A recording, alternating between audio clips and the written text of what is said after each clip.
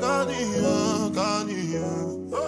everybody, welcome back to my channel. I feel like I need some lip gloss, but welcome back to my channel, y'all.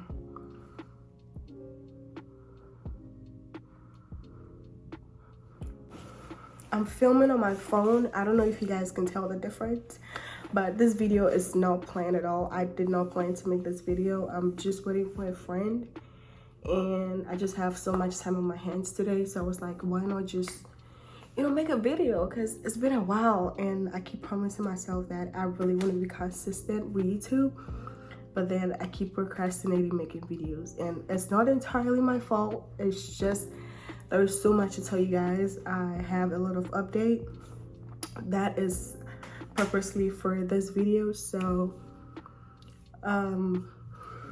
yeah, stay tuned and keep watching to the end of this video. And if you guys are new here, don't forget to give this video a huge thumbs up, subscribe to my channel, and comment down below what you guys want to see in the next couple of videos.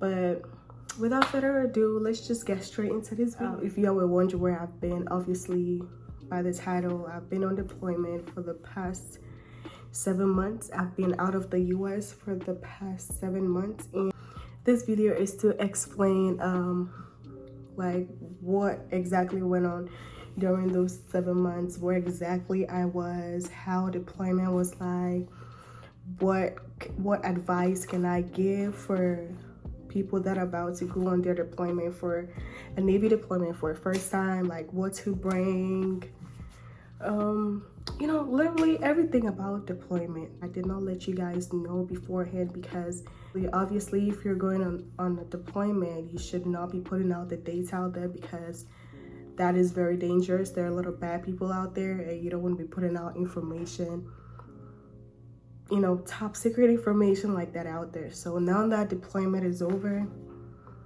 I feel more comfortable talking about it and knowing that I'm not gonna be in trouble or put information out there that could be a risk to me and to you know, the people I work with, if you understand what I mean. So yeah, I went on deployment last year. I think November was when we actually pulled out of our home port. And before deployment, I watched a lot of people's, you know, TikTok videos, like YouTube videos about the experiences with deployment.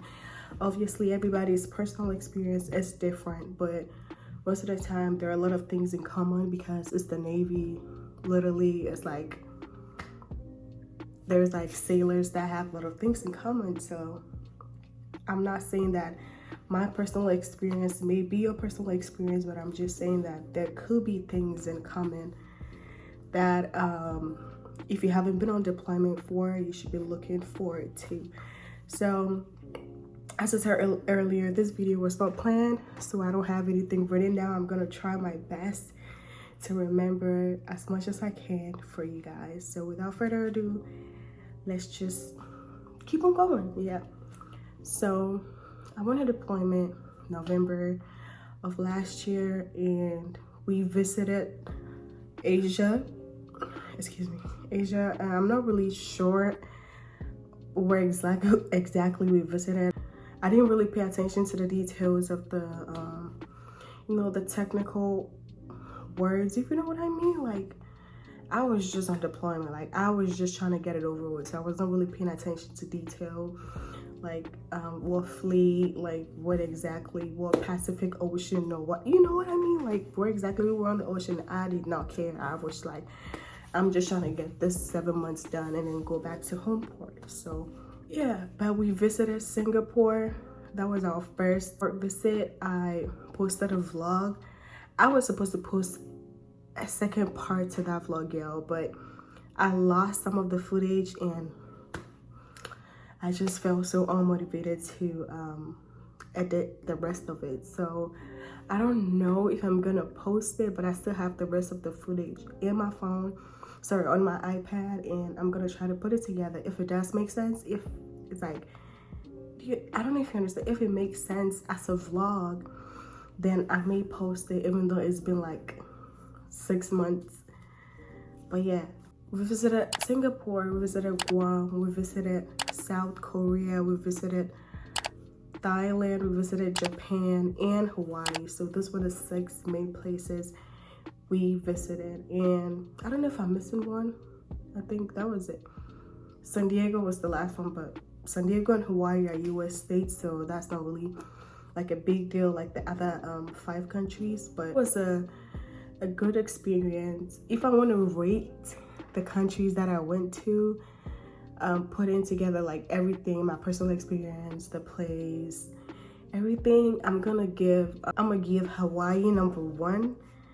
Hawaii is definitely gonna be my number 1 place I enjoyed the most because it was a US state. Like, they spoke English. It was easy. They had Ubers, they had Lyfts, they used dollars. It's something that I'm used to. So if you guys know me personally, you know that I do not like going out of my comfort zone to experience stuff. That is just me as a person. I find it hard to explore things that I'm not comfortable with.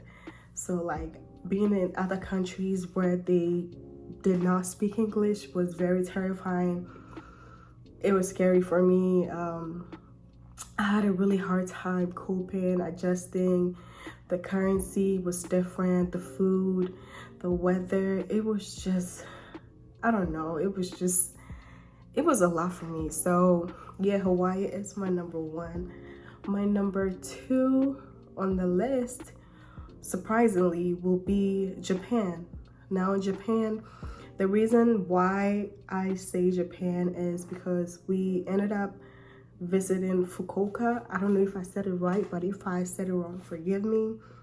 Fukuoka. And Fukuoka surprisingly had a lot of Africans. Like, there was this place that they had a club that was owned by a Nigerian. So going to the club and meeting other African people just made me feel at home. So even though I was in Japan, it wasn't that like, oh my God, I don't know what to do. They can't speak English. What do I do? Should I use my Google Translator? It wasn't like that. I just felt like really comfortable. I felt like I was in the US, or I felt like I was back home.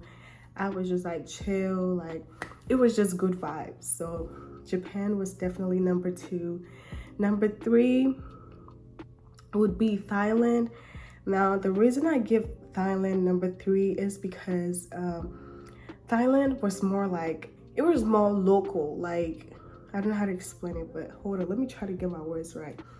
Thailand was more, it was like home. It was like local. It was like the currency was really cheap. Like, everything was cheap. Even though the people could not speak English as much, they knew a little bit of English. So it wasn't as hard as South Korea and Japan, where they spoke their language strictly. Thailand, they spoke a little bit of English. It was like the city we pulled in, I don't really remember where exactly we pulled into, but it was like more like home. It was a homey place. It was a place, well, and the place that we got, the apartment that we lived in, it was given more like homey vibes. It was like a really comfortable Airbnb, and the people at the reception spoke English, so it was cool and it was just great. I had so much fun with my friends. I lived with my friends. We had so much fun, and yes, so I think Hawaii is number 1, Japan is number 2, Thailand is number 3, Guam is number 4. Guam is like, if you've never been to Guam is like Hawaii but cheaper. So Guam is like a cheaper version of Hawaii, if you get what I mean. So if you've been to Hawaii before, Guam is kind of similar, but it's just cheaper and it's not as expensive as it is in Hawaii. So yeah, I love Guam. I had so much fun in Guam. We had an apartment with my African friends, so it was like really homey vibes, and yeah, it was just cool. South Korea was good, but they did not speak English. Like, they barely spoke English, so I was literally struggling. They didn't have Ubers, they had Grab, which I had never used before, and that was the only app they could use that I knew of to get a ride to work. And also know that anytime we pull into port, because I work in food service, I'm a CS, I have to work certain days. Like, we don't entirely have the whole port visit days off. So yeah, those were the countries I visited. And also I'll give Singapore. I forgot to rate Singapore. Singapore was the last one. I did not like Singapore. I don't think I will ever go back to Singapore by choice.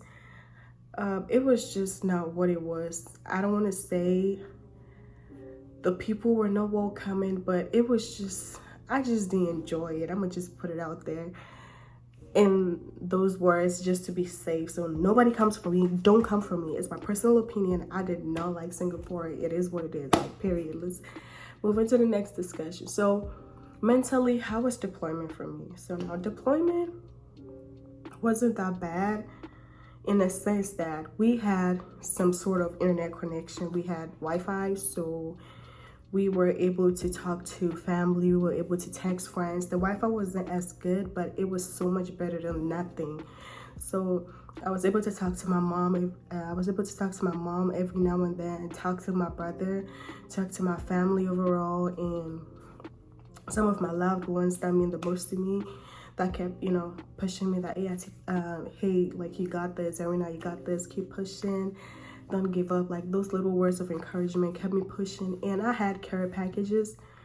So care packages, if you don't know what care packages are, if you have family in the military, or if you have family in the military, you send them packages with, like, you know, basic necessities, because sometimes at sea we don't have access to getting our meals on time, or we don't have access to, you know, basic necessities like that, because they can run out in the ship store. And I am stationed on the aircraft carrier, so it's a big old ship, right? It's a big old ship, and it's like a small ship store for the whole place. So yeah, sometimes they do run out of stuff. So care packages really mean a lot to us, especially out to sea. So if you have family in the military, like, sending little things, like, maybe if it's a female, like, just edge control, or just like some hair extensions for braids, or, like, you know, maybe some candy, some juice box, just, like, you know, crackers or whatever.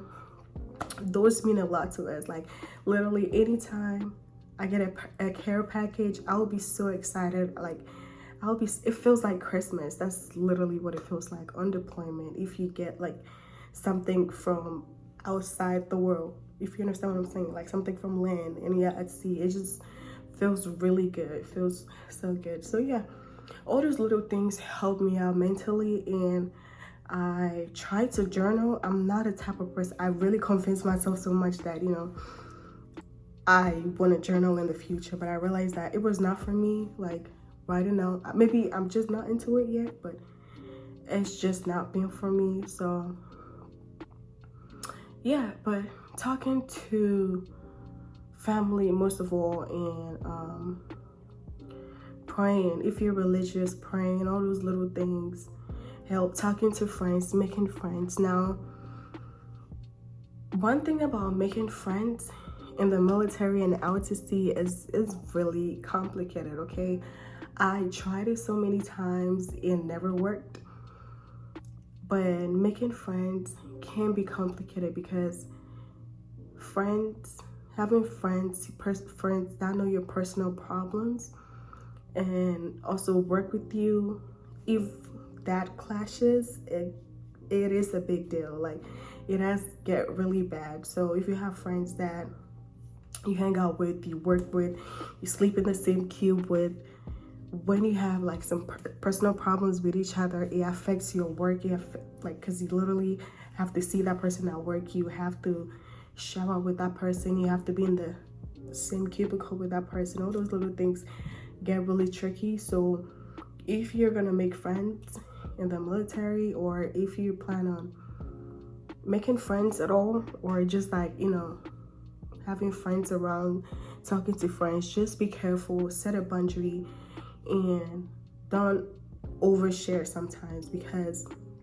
I learned that myself. I learned that oversharing can be really a big deal, because if you overshare with somebody and y'all are not friends no more and y'all still work together, then you should know your business is most probably gonna be out there at work, and you have to go to work and everybody knows your personal problems. So making friends in the military can be good. It is good. It helps with your mental health. You have somebody to talk to, but at the same time, you should know when to stop sharing. You should know when to just keep it to yourself. Like, yeah. And also the working hours. So I'm a CS. Obviously, CSs work long hours. One of the rates in the military, Navy especially, that work long hours. So it wasn't that bad. Okay, it was bad in the beginning, but for me personally, once I got into a routine, it got easier. So in the beginning of deployment, I was working out like literally like 4 or 5 times a week. After work, I work 9 shift. So if you work 9 shift as a CS, pretty much you work from 8 p.m. to 8:15-ish, 8:30-ish a.m. in the morning. So that was my routine. Immediately I get off work, I change and go straight to the gym. And then after that, I work out for like an hour, depending on what I'm doing. If I'm doing cardio, legs, or whatever, I do that and I work out for an hour. And then after 9, like around 9:15-ish, sorry, I go take a shower. I take a shower, then I come watch movie for an hour or 2 hours, and I go to sleep. So that was a routine that I had in the beginning until like work started draining me, and at some point of deployment, because the routine I had only worked so far because my body was now getting used to the number of hours we were standing, the amount of workload, moving heavy stuff, all those stuff. Like my body was not used to it in the beginning. So it was like much more easier, but once I kept doing it over and over, my body started shutting down. So I realized that I had to adjust my routine. So what I did was I cut out working out. Yes, that sounds bad, but that worked for me. I cut out working out. I told myself that I just couldn't do it. I just couldn't fit working out in my routine because I stood for long hours. I worked for long hours. I was literally just exhausted. I walk every time to go get stuff, to get my stuff done at work. So I was like, you know what, how about I just assume that is my cardio for the day? Because after work, immediately I change and get into the gym. I just like shut down. Like, it's like my body can do this. I can't even lift a leg. Like, it was that bad for me. So yeah, I cut out working out and it worked for me. That was what I did till the end of deployment. I just cut out working. I was like, I'm just gonna go back to working out when I get back to port. And that is one of the things I'm hoping to do. Now that I'm back from deployment, I'm gonna have to readjust my routine to work for me. So yeah, that worked for me for deployment. And also saving. Yeah, everybody knows that when you go on deployment, you get to save. Yes, you do get to save if you get out of your apartment. Like, you check out of your apartment, you cut out certain bills that you usually pay while you're in port. But a good thing for me was, before deployment, I never had an apartment. I lived in the barracks.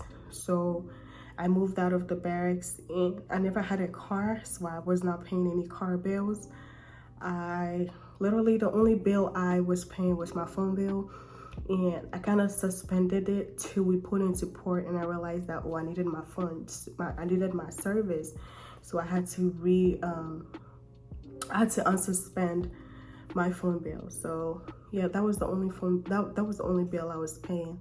So literally I made sure that like 95% of my paycheck was going into my savings because I had goals. I knew that when I come back from deployment, I was gonna need an apartment, I was gonna need a car, I was gonna, you know, have bills to pay. So yeah, that was it for deployment. Overall, I would rate deployment like a 6 out of 10 because I grew a lot mentally during deployment. I literally had to learn a lot of things. I was put through a lot of trials by people. I got let down by people. I just went through a lot mentally during deployment, but all in all, as my mom will always say, no condition is permanent. The long 7-month deployment finally is over. We're back to land. Time for a new start. Time for, you know, time to take a break, time to go on leave, time to take a little vacation, time to reset and just, you know, start a new routine. So yes, I don't know if I'm forgetting something. I hope I'm not, because I don't think I'm gonna make a part 2 for this. But yeah, all in all, deployment was okay. It wasn't that bad. It's over. That is all that matters. It's over. We're back home. That's all that matters. So yeah, if you guys have any questions, don't forget to send me. I get a lot of personal DMs. I make sure that I answer everybody's DMs. People that DM me, new sailors that DM me on Instagram, I reply to every single one of y'all, and I'm really grateful that you guys like trust and believe that I'm gonna help you with your questions. So yeah, if you like this video, don't forget to give me a huge thumbs up, subscribe to my channel, and comment down below what you want to see next from me. And the more you guys interact with my videos, the more I feel pressure to be consistent. So if you guys like my videos, just let me know so I can keep doing them for y'all. I love you guys so much, and I will see you in the next one. Bye.